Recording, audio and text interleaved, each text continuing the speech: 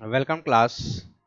तो इस लेक्चर में पर्टिकुलरली हम लोग कर्वेचर करेक्शन और रिफ्रैक्शन करेक्शन के बारे में बात करेंगे। ठीक है। तो इसके पहले लेक्चर्स में हम लोग लेवलिंग में क्या क्या पढ़ लिया था। हम लोगों ने लेवलिंग पढ़ लिया, लेवलिंग क्या होता है। ठीक है। टाइप्स ऑफ लेवल इंस्ट्रूमेंट्स पढ़ लिया। ठीक है।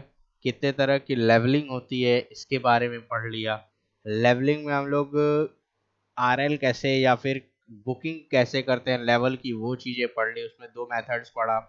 आपका आता है हाइट ऑफ इंस्ट्रूमेंट मेथड, फिर आपका आता है राइज एंड फॉल मेथड। ठीक है। उसके करेक्शंस देख लिए, कैसे हम लोग करेक्ट करते हैं, कैसे न्यूमेरिकल सॉल्व होता है, फोर साइड क्या होता है, बैक साइड क्या होता है, इंटरमीडिएट साइड क्या होता है, हाइट ऑफ इंस्ट्रूमेंट क्या होता है, लाइन ऑफ कॉलिमेशन क्या होता है। इन चीज़ों के बारे में हम लोगों ने पढ़ लिया था। राइज कैसे निकालते हैं, फॉल कैसे निकालते हैं। ठीक है। तो ये सब चीज़ें हम लोग डिस्कस कर चुके हैं। ठीक है। तो और उससे रिलेटेड हम लोगों ने न्यूमेरिकल्स भी लगाए थे। ठीक है। कि आपका हाइट ऑफ इंस्ट्रूमेंट मेथड में कैसे हम लोग टॉप टू बॉटम आ रहे हैं तो चीज़ें कन्वर्ट हो रही हैं, कैसे चीज़ें हम लोग आपका हाइट ऑफ इंस्ट्रूमेंट निकालते हैं अगर टॉप से बॉटम आते हैं। ठीक है। टॉप से बॉटम आ रहे हैं तो क्या करते हैं, हाइट ऑफ इंस्ट्रूमेंट निकालने के लिए बेंचमार्क में बैक साइड ऐड करते हैं। लेकिन अगर बॉटम से टॉप में जा रहे हैं तो हम लोग बैक साइड की जगह फोर साइड सब्ट्रैक्ट करते हैं। ठीक है। तो ये सब चीज़ें थी जो हम लोगों ने डिस्कस किया कि कैसे चीज़ें हम लोग करेंगे। ठीक है। सिमिलरली हम लोग राइज एंड फॉल मेथड में देखा कि राइज एंड फॉल मेथड में कैसे हम लोग आपका राइज निकालते हैं, कैसे फॉल निकालते हैं, कैसे हम लोग मिसिंग डाटा निकालते हैं। ये सब चीजें हम लोगों ने देखा। ठीक है। अब हम लोग जो भी चीजें पढ़ेंगे वो करेक्शन के बारे में है कि कर्वेचर करेक्शन क्या होता है। ठीक है। तो सबसे पहले हम लोग देखते हैं कि कर्वेचर क्या होता है। ठीक है। सबसे पहले हम लोग क्या देखना है कि कर्वेचर क्या होता है। ठीक है।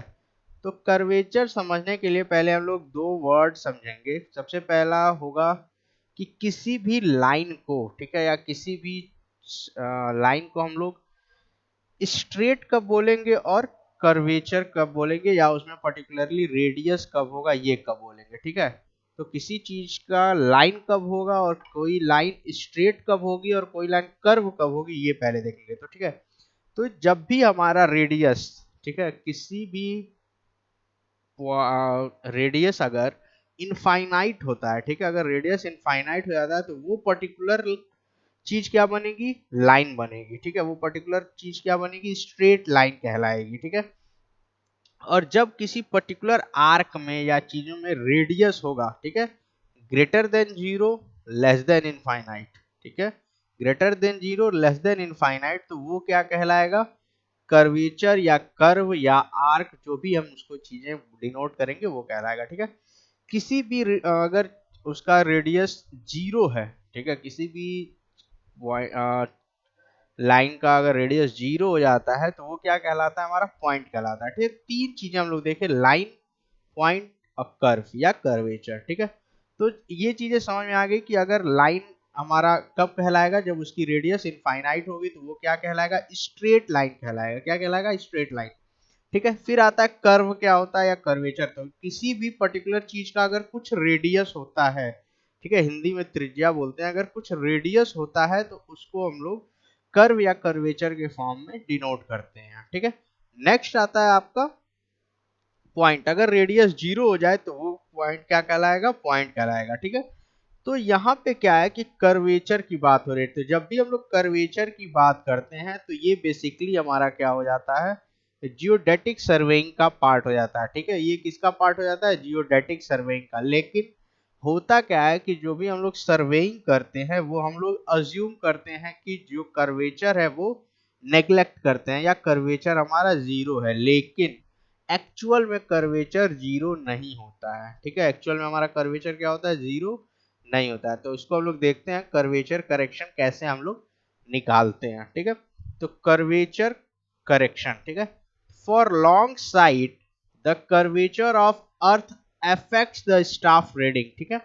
अगर हमारी हम लोग रीडिंग ले रहे हैं, ठीक है, और रीडिंग जहाँ पे इंस्ट्रूमेंट सेटअप है और जहाँ हमारा स्टाफ की रीडिंग है, अगर उस पर्टिकुलर रीडिंग्स को हम लोग देखेंगे तो उस केस में अगर लॉन्ग डिस्टेंस है, ठीक है, अगर आपका शॉर्ट डिस्टेंस है तो कर्वेचर का इफेक्ट हम लोग नेग्लेक्ट कर देंगे, लेकिन अगर लॉन्ग साइट है या लॉन्ग डिस्टेंस है या बहुत ढेर सारे डिस्टेंस है तो उस पर्टिकुलर डिस्टेंस में हमारा क्या होगा, कर्वेचर इफेक्ट आएगा। मतलब जो हमारी लाइन ऑफ साइट होगी वो कर्व करेगी, ठीक है, वो कर्व के फॉर्म में बनाएगी या कर स्ट्रेट लाइन ना होके वो कर्व के फॉर्म में जाएगी, ठीक है। नेक्स्ट क्या है, the line of sight is horizontal, but the level line is curved and parallel to the mean spherical surface of the earth, ठीक है।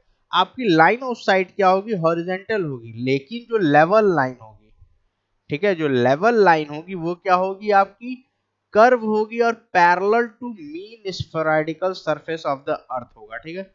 Mean spherical surface of the earth का मतलब ये हुआ कि सपोज ये हमारा अर्थ है, ठीक है, अगर ये इस पर्टिकुलर पोजीशन पे यहाँ पे अगर हम लोग कोई सर्वे कर रहे हैं और हमको ये डिस्टेंस मेजर करना है, तो यहाँ पे जो हम लोग स्टाफ रीडिंग लेंगे, तो सपोज यहाँ पे इंस्ट्रूमेंट है, तो अगर इससे देखा जाए तो लाइन ऑफ साइट हमारी क्या है, हॉरिजेंटल है, लेकिन जो हमारा लेवल लाइन है, जो हमारी लेवल लाइन है वो क्या है, कर्व के फॉर्म में है, ठीक है। तो इस कर्व, इस वजह से हमारा वहां पे क्या होगा, कर्वेचर का अफेक्ट आएगा, और उस अफेक्ट के कारण हमारी रीडिंग जो आएगी, जो राइज या फॉल होगा या हाइट ऑफ इंस्ट्रूमेंट होगा, उसमें कुछ ना कुछ एरर आएगा, कुछ ना कुछ एरर आएगा, ठीक है। उस एरर को सही करना ही हमारा क्या है, मेन इस पर्टिकुलर कर्वेचर करेक्शन में, ठीक है, हमको सही करना, ठीक है। That's why horizontal line do not coincide with the level line, ठीक है। तो इसी की वजह से जो हमारी ये लेवल लाइन है और ये जो हमारी साइट लाइन है, ये आपकी एक दूसरे से क्या होगी, कोइंसाइड नहीं करेगी, ठीक है, जो क्या होगा, पैरेलल हो जाएगा, ठीक है। द वर्टिकल डिस्टेंस,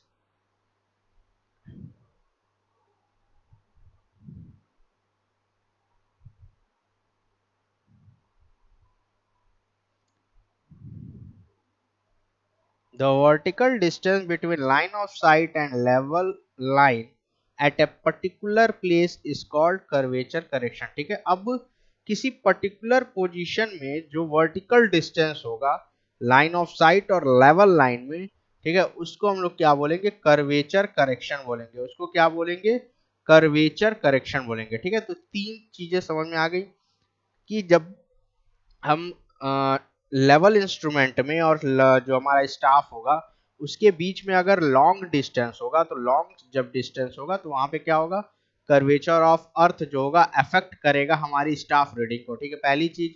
दूसरी चीज क्या है, लाइन ऑफ हॉरिजेंटल जो है, लाइन ऑफ साइड जो है वो हॉरिजेंटल होगी, लेकिन लेवल लाइन क्या होगी, कर्व होगा और पैरेलल होगा मीन स्फेरिकल पोजीशन से या सरफेस से, जिस वजह से क्या होगा, हॉरिजेंटल लाइन हमारी कोइंसाइड नहीं करेगी लेवल लाइन से। दूसरा, कर्वेचर करेक्शन किसको बोलेंगे, तो जो वर्टिकल डिस्टेंस होगा लाइन ऑफ साइट और लेवल लाइन के बीच में किसी एक पर्टिकुलर प्लेस पे, उसको हम लोग क्या बोलेंगे, कर्वेचर करेक्शन, ठीक है। अब इसके बारे में नेक्स्ट पॉइंट क्या बोलता है कि this correction is negative as object appears lower than they really are, ठीक है। तो ये करेक्शन क्या है, निगेटिव इन नेचर होगा, क्या होगा, निगेटिव इन नेचर होगा। क्यों, कि जो ऑब्जेक्ट अपीयर होगा, जो ऑब्जेक्ट हमको दिखाई देगा वो क्या होगा, लोअर होगा, ठीक है, उसके एक्चुअल पोजीशन से वो थोड़ा नीचे दिखाई देगा जितना वो पहले से होगा, ठीक है। मतलब सपोज ये 1 मीटर की हाइट पे हमको कोई एक पॉइंट दिख रहा है, ठीक है, तो अगर हम ज्यादा दूर से देखेंगे तो वो क्या दिखाई देगा, ठीक है, ये आपका 0.9 मीटर ही शो करेगा, लेकिन एक्चुअल में वो कितना है, 1 मीटर है, ठीक है। ये समझ में आया, ये क्या है, कह रहा है कि जो करेक्शन होगा वो निगेटिव होगा। क्यों होगा, क्योंकि जब हम दूर से उस पर्टिकुलर चीज को देखेंगे तो वो क्या दिखेगा, 1 मीटर की जगह हमको 0.9 मीटर की ही रीडिंग शो करेगी, और जो 0.1 मीटर होगा वो हमारा क्या होगा, कर्वेचर का करेक्शन होगा, ठीक है। अब इस पर्टिकुलर को हम लोग मेजर कैसे करते हैं, ठीक है, तो फॉर्मूला होता है सी सी इज इक्वल टू, ये कैपिटल सी सफिक्स में सी होगा, ठीक है, ये आपका इस तरीके से लिखा जाएगा, C of C is equal to 0.0785 D square, ठीक है, क्या होगा 0.0758 डी स्क्वायर, ठीक है। ये क्या कहलाएगा हमारा कर्वेचर करेक्शन का फॉर्मूला, या इस पर्टिकुलर तरह से हम लोग कर्वेचर करेक्शन निकालेंगे, ठीक है। Where d is distance is in kilometer, d क्या आपका डिस्टेंस है जो किलोमीटर में है, डी क्या आपका डिस्टेंस है जो किलोमीटर में है, ठीक है। तो कर्वेचर करेक्शन में क्या क्या हो गया कि पहला होगा क्यों कि कर्वे लॉन्ग साइड में होगा, पहला इसका क्या हो गया कि अगर हम ज्यादा डिस्टेंस रख रहे हैं तो उस कंडीशन में हमारा कर्वेचर ऑफ अर्थ क्या होगा अफेक्ट करेगा स्टाफ रीडिंग को, ठीक है। दूसरा क्या है जो वर्टिकल डिस्टेंस है लाइन ऑफ साइट और लेवल लाइन के बीच में, उसको हम लोग क्या बोलेंगे कर्वेचर करेक्शन बोलेंगे। ये करेक्शन क्या होता है नेगेटिव नेचर में होता है, ठीक है। नेचर इसका क्या होगा निगेटिव होगा, क्यों होगा क्योंकि जो ऑब्जेक्ट होगी एक्चुअल हाइट से या एक्चुअल एटीट्यूड से वो थोड़ी कम दिखाई देगी हमको, इसलिए वो क्या होगा निगेटिव नेचर होगा। फॉर्मूला क्या होता है इसका निकालने का 0.0785 डी स्क्वायर, ठीक है। डी क्या है डिस्टेंस इज किलोमीटर, ठीक है। ये नेगेटिव नेचर होता है, तो जब भी हम लोग को एक्चुअल निकालना होगा तो हम क्या करेंगे कि इसको सब्ट्रैक्ट करेंगे, ठीक है। तो ये चीजें क्लियर हो गई कि कैसे हम लोग कर्वेचर करेक्शन देखते हैं, ठीक है। ठीक है, तो कर्वेचर करेक्शन हम लोगों ने देख लिया, ठीक है। नेक्स्ट आता है आपका रिफ्रैक्शन करेक्शन, ठीक है। नेक्स्ट है आपका क्या है रिफ्रैक्शन करेक्शन, ठीक है। नेक्स्ट आपका क्या है रिफ्रैक्शन।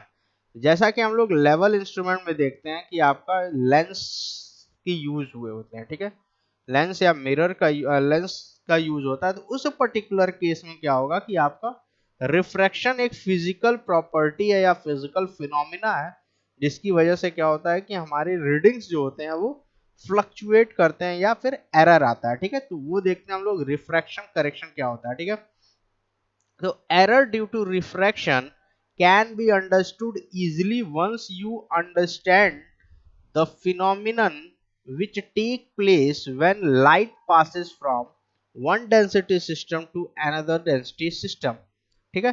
तो एरर रिफ्रैक्शन कैसे हम लोग पता कर सकते हैं, जैसे कि लाइट देखते होंगे कि लाइट जब आपका एक डेंसिटी सिस्टम से दूसरे डेंसिटी सिस्टम में जाती है तो वो क्या होती है रिफ्रैक्ट करती है, ठीक है। वो क्या करती है रिफ्रैक्ट करती है, ठीक है। रिफ्रैक्शन आप लोगों ने क्लास 12 में भी पढ़ा होगा कि रिफ्रैक्शन क्या होता है, ठीक है। तो यहाँ पे देखते हैं सपोज ये कोई एक प्लेन है, ठीक है। यहाँ से कोई लाइन रिफ्लेक्ट की, ठीक है। तो ये पर्टिकुलर अगर रिफ्लेक्ट करती तो सेम में जाती, लेकिन वो सेम में ना जाके ये पर्टिकुलर क्या कर रही है रिफ्रैक्ट कर रही है, ठीक है। तो ये आपका रिफ्रैक्शन हुआ, ठीक है। तो ये जो रिफ्रैक्शन होगा वो आपका क्या होगा कि उसकी वजह से उस पर्टिकुलर वजह से कोई ना कोई एरर आएगा, ठीक है। तो एरर आएगा तो एरर को कैलकुलेट करना है, तो उसको देखते हैं कैसे कैलकुलेट करते हैं, ठीक है। Refraction is nothing but the phenomena by which when light travels from a denser media to the lighter media, it deflects away from normal to the plane of media, ठीक है। रिफ्रैक्शन क्या है कुछ नहीं है सिंपल फिजिकल फिनोमिना है, जिसमें क्या होता है कि जब लाइट आपका डेंसर मीडियम से, ठीक है, डेंसर मीडियम से लाइटर मीडियम में जाती है तो वो क्या होती है रिफ्लेक्ट करती है नॉर्मल से, डिफ्लेक्ट किधर करेगी नॉर्मल से आपका किधर जाएगी प्लेन ऑफ मीडिया के साइड जाएगी। जैसे यहाँ पे देखिए आपका फिगर में बता रहा हूं, ये जैसे है, ठीक है। लाइन क्या हुई इधर आई, ठीक है। अब क्या है कि ये इसको आना चाहिए प्लेन ऑफ मीडिया, अगर ये प्लेन है, ठीक है, ये आपका नॉर्मल प्लेन है तो इसको इस साइड आना चाहिए, लेकिन ये इधर ना आके प्लेन ऑफ मीडिया में जाएगी। लेकिन अगर ये आपका प्लेन ऑफ मीडिया है, ठीक है, ये आपका नॉर्मल प्लेन है, तो इसको इधर ना आके ये क्या करेगी नॉर्मल से डिफ्लेक्ट करेगी, ठीक है। नॉर्मल से क्या हो रही है डिफ्लेक्ट कर रही है, ठीक है। नॉर्मल से डिफ्लेक्ट करके प्लेन ऑफ मीडिया के साइड जा रही है, मतलब जो मीडिया जो एक प्लेन है जो डेंसर मीडियम और लाइटर मीडियम को डिवाइड कर रहा है उसकी तरफ ये जाने की कोशिश कर रही है, ठीक है, उसकी तरफ जाने की कोशिश कर रही है, ठीक है। तो रिफ्रैक्शन समझ में आ गया क्या हो गया कि रिफ्रैक्शन एक सिंपल फिनोमिना है, जब लाइट आपका डेंसर मीडिया से लाइटर मीडिया की तरफ जाती है तो उस समय लाइट क्या करती है डिफ्लेक्ट करती है, ठीक है। लाइट क्या करेगी, डिफ्लेक्ट करेगी, नॉर्मल से आपका प्लेन ऑफ मीडिया के साइड जाने की कोशिश करेगी। वो क्या होगी, नॉर्मल से प्लेन ऑफ मीडिया की तरफ जाएगी। ठीक है, अब इसको कैसे हम लोग मेजर करते हैं, ठीक है, ये देखते हैं। तो refraction correction value is always positive. ठीक है, देखिए हम लोगों ने कर्वेचर पढ़ा तो वो निगेटिव होगा। अब रिफ्रैक्शन करेक्शन क्या होगा, हमेशा पॉजिटिव होता है। हमेशा क्या होता है, पॉजिटिव होता है। And is 1/7 part of curvature correction. ठीक है, तो 1/7 पार्ट, इसका कहने का मतलब ये है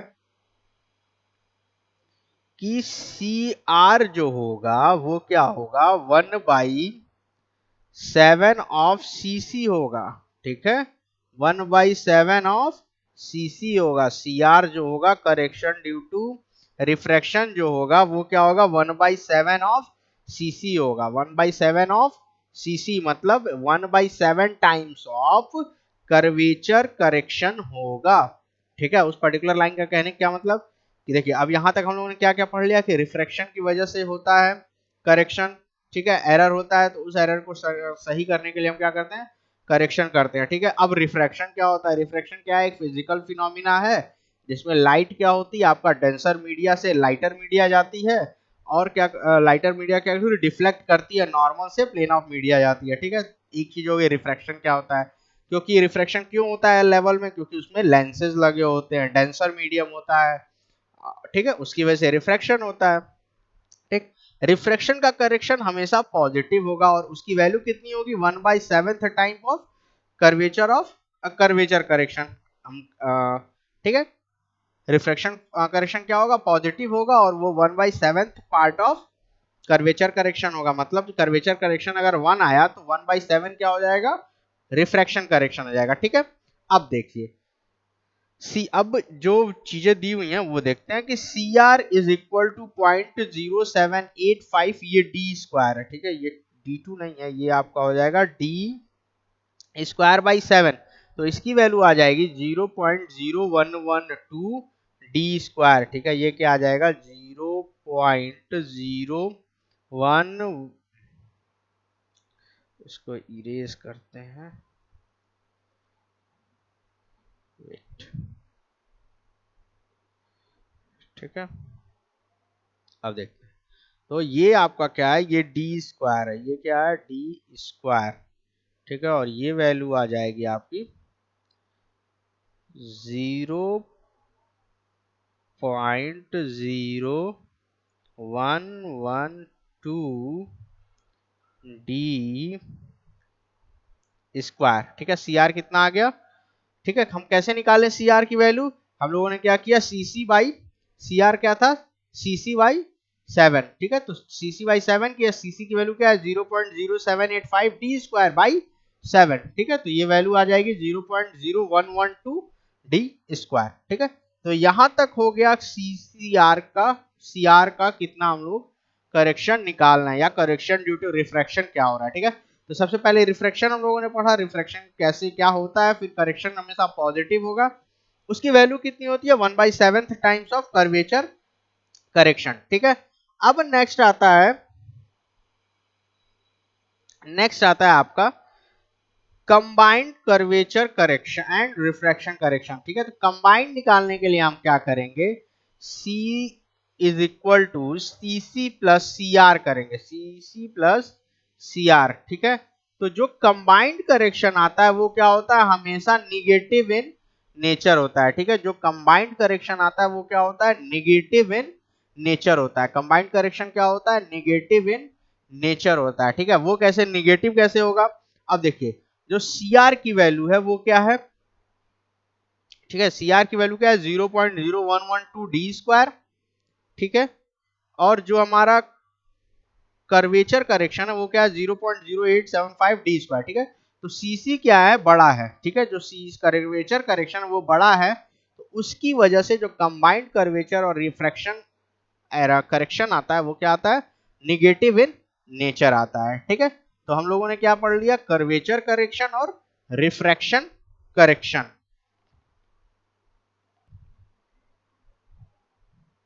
हम लोगों ने पढ़ लिया। ठीक है, कर्वेचर करेक्शन और रिफ्रैक्शन करेक्शन, ठीक है। तो इस चीजों इसकी हेल्प से हम लोग क्या करते हैं कि आपका कर्वेचर करेक्शन और रिफ्रैक्शन करेक्शन निकालते हैं इन लेवलिंग, ठीक है। अब पर्टिकुलरली हम लोग नेक्स्ट लेक्चर में इस पे बेसिस न्यूमेरिकल को डिस्कस करेंगे कि कैसे हम लोग अपने न्यूमेरिकल में इसको अप्लाई करेंगे, ठीक है। अपने न्यूमेरिकल में कैसे इसको अप्लाई करेंगे, कैसे चीजें वो हम लोग सॉल्व करेंगे, ठीक है। तब तक के लिए थैंक यू क्लास।